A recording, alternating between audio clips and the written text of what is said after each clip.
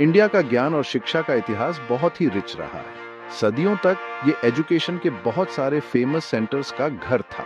इनमें से नालंदा यूनिवर्सिटी बुद्धिमत्ता की किरण की तरह चमकता है। 5वीं से 12वीं शताब्दी तक नालंदा इंडिया की बौद्धिक शक्ति का प्रमाण था।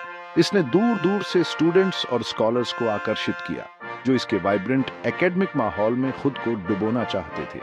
नालंदा की कहानी सिर्फ ईंटों और गारे की नहीं है, बल्कि ज्ञान की स्थायी शक्ति के बारे में है। यह शानदार दिमागों, ग्राउंड ब्रेकिंग खोजों और सीखने की ऐसी प्यास की कहानी है जो भौगोलिक सीमाओं से परे थी। इस ऐसे में हम नालंदा यूनिवर्सिटी की आकर्षक दुनिया में उतरेंगे, इसके इतिहास, इसके महत्व और शिक्षा पर इसकी स्थायी विरासत की खोज करेंगे।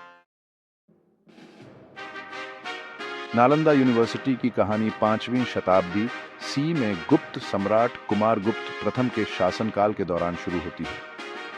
यह वह समय था जब भारत में शिक्षा और संस्कृति का एक नया युग शुरू हो रहा था। उन्होंने इस भव्य संस्थान को बौद्ध अध्ययन के केंद्र के रूप में स्थापित किया।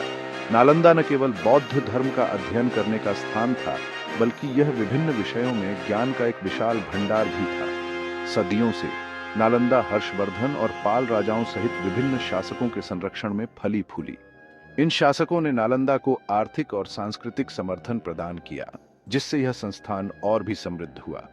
उनके उदार अनुदान और समर्थन ने नालंदा को सीखने के एक प्रसिद्ध केंद्र के रूप में विकसित करने में मदद की, जिससे यह संस्थान शिक्षा और अनुसंधान के लिए एक प्रमुख स्थल बन गया, जिससे पूरे भारत और उसके बाहर के छात्रों और विद्वानों को आकर्षित किया गया। यहाँ पर विभिन्न संस्कृतियों और भाषाओं के लोग एक साथ आकर ज्ञान का आदान प्रदान करते थे। नालंदा की शैक्षणिक उत्कृष्टता की प्रतिष्ठा दूर दूर तक फैली हुई थी और यह प्रतिष्ठा समय के साथ और भी बढ़ती गई। जो चीन, कोरिया, जापान, तिब्बत और दक्षिण पूर्व एशिया की दूर की भूमि तक पहुंची थी। इन देशों के छात्र और विद्वान नालंदा में अध्ययन करने के लिए लंबी यात्राएं करते थे। शुआनजांग और येजिंग जैसे चीनी यात्रियों ने नालंदा में अपने अनुभवों के बारे में बहुत कुछ लिखा है। उनके लेखों से हमें नालंदा की शिक्षा प्रणाली और वहां के जीवन के बारे में महत्वपूर्ण जानकारी मिलती है। यह हमें यूनिवर्सिटी की भव्यता, उसके कठोर एकेडमिक करिकुलम और उसकी दीवारों के भीतर पनपने वाले जीवंत बौद्धिक जीवन की अमूल्य जानकारी प्रदान करते हैं। नालंदा का इतिहास हमें यह सिखाता है कि शिक्षा और ज्ञान का महत्व समय के साथ कभी कम नहीं होता। एक विशाल कैंपस की कल्पना करो, जो सैकड़ों एकड़ में फैला हुआ है, जिसमें विशाल संरचनाएं, शांत उद्यान और ज्ञान की सुगंध है।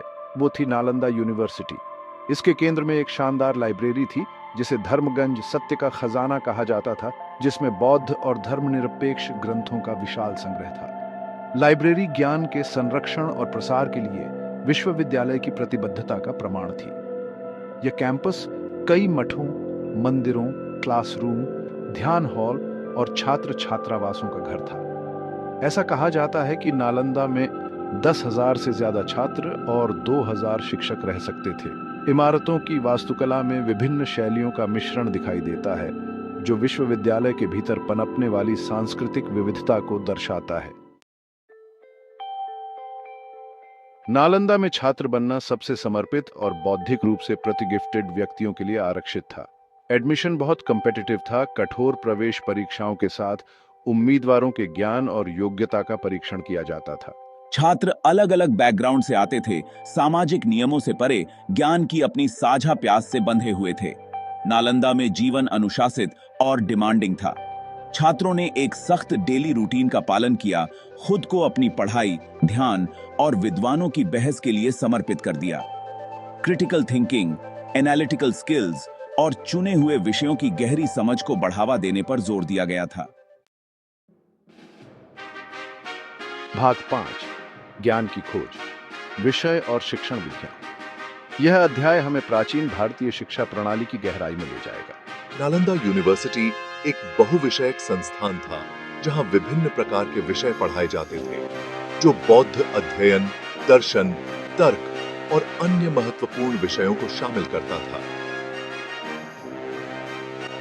व्याकरण, खगोल विज्ञान, गणित, चिकित्सा और कला सहित कई तरह के विषयों की पेशकश करता था।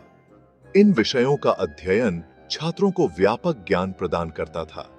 करिकुलम को छात्रों को एक होलिस्टिक एजुकेशन प्रदान करने के लिए डिजाइन किया गया था, जो उनके बौद्धिक, आध्यात्मिक और नैतिक विकास का पोषण करता है। यह शिक्षा प्रणाली छात्रों को न केवल अकादमिक ज्ञान देती थी, बल्कि उन्हें जीवन के विभिन्न पहलुओं में भी सक्षम बनाती थी। नालंदा में पढ़ाने के तरीकों में डायलॉग, डिबेट और क्रिटिकल एनालिसिस पर जोर दिया जाता था। ये विधियां छात्रों को गहन सोच और विश्लेषण के लिए प्रेरित करती थीं। शिक्षक अपनी विशेषज्ञता के लिए प्रसिद्ध छात्रों को जटिल अवधारणाओं के माध्यम से निर्देशित करते थे और उन्हें गहराई से समझने में मदद करते थे। उन्हें प्रश्न पूछने, तलाशने और अपनी समझ बनाने के लिए प्रोत्साहित करते थे। यह प्रक्रिया छात्रों को आत्मनिर्भर और आत्मविश्वासी बनाती थी। विश्वविद्यालय ने बौद्धिक जिज्ञासा और खुले विचारों की संस्कृति को बढ़ावा दिया, जहां ज्ञान को केवल प्रदान नहीं किया जाता था, बल्कि कठोर प्रवचन के माध्यम से सक्रिय रूप से बनाया जाता था।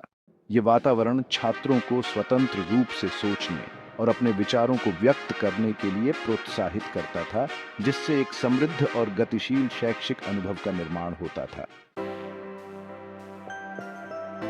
भाग 6, नालंदा के दिग्गज महान विचारक और उनके योगदान। नालंदा यूनिवर्सिटी शानदार दिमागों का केंद्र थी, जिसने प्राचीन भारत के कुछ सबसे प्रसिद्ध विद्वानों और विचारकों का निर्माण किया। इन दिग्गजों ने अपने अपने क्षेत्रों में अभूतपूर्व योगदान दिया, अपने समय के बौद्धिक परिदृश्य को आकार दिया और आने वाली पीढ़ियों के लिए एक स्थायी विरासत छोड़ी। नालंदा के सबसे उल्लेखनीय विद्वानों में बौद्ध दर्शन के माध्यमिक स्कूल के संस्थापक नागार्जुन थे, आर्यभट्ट प्रसिद्ध गणितज्ञ और खगोल शास्त्री जिन्होंने पाई के मान और पृथ्वी की परिधि की गणना की, और डिग्नागा तर्कशास्त्री जिन्होंने तर्क और ज्ञान मीमांसा के अध्ययन में क्रांति ला दी। उनकी रचनाएं आज भी विद्वानों को प्रेरित और प्रभावित करती हैं। भाग 7, किताबों से परे शिक्षा के लिए समग्र दृष्टिकोण। नालंदा यूनिवर्सिटी का शिक्षा के प्रति दृष्टिकोण कक्षाओं और पाठ्य पुस्तकों की सीमाओं से परे था। इसने पूरे व्यक्ति के पोषण, उनके शारीरिक, मानसिक और आध्यात्मिक कल्याण को बढ़ावा देने के महत्व को पहचाना। विश्वविद्यालय ने नैतिक मूल्यों, करुणा और मानवता की सेवा की भावना के विकास पर जोर दिया। छात्रों को योग, ध्यान, मार्शल आर्ट और प्रदर्शन कला सहित विभिन्न पाठ्येतर गतिविधियों में शामिल होने के लिए प्रोत्साहित किया गया। इन गतिविधियों ने उन्हें अनुशासन, फोकस और आंतरिक शांति की भावना विकसित करने में मदद की, जो उनकी बौद्धिक खोजों के पूरक हैं। भाग 8, एक विरासत का पतन, विनाश और उसके बाद। कई प्राचीन अजूबों की तरह नालंदा यूनिवर्सिटी की कहानी भी त्रासदी के बिना नहीं है। 12वीं शताब्दी ईस्वी में विश्वविद्यालय को हमलावर सेनाओं के हाथों विनाशकारी अंत का सामना करना पड़ा। नालंदा का विनाश न केवल भारत के लिए बल्कि दुनिया के लिए एक महत्वपूर्ण क्षति थी, क्योंकि ज्ञान और ज्ञान का खजाना आग की लपटों में खो गया था। विनाश के पीछे के कारण जटिल हैं और इतिहासकारों द्वारा इस पर बहस की जाती है। हालांकि यह घटना ज्ञान की नाजुकता और हमारी सांस्कृतिक विरासत को संरक्षित करने के महत्व की एक कठोर याद दिलाती है। भाग 9, नालंदा की स्थायी भावना, पुनरुद्धार और आधुनिक महत्व। अपने दुखद अंत के बावजूद नालंदा यूनिवर्सिटी की भावना आज भी जीवित है। हाल के वर्षों में सीखने की इस प्राचीन सीट को पुनर्जीवित और बहाल करने के महत्वपूर्ण प्रयास हुए हैं। 2010 में नालंदा यूनिवर्सिटी को एक अंतर्राष्ट्रीय विश्वविद्यालय के रूप में फिर से स्थापित किया गया था, जिसका उद्देश्य अपने पूर्ववर्ती की महिमा और सार को पुनः प्राप्त करना था।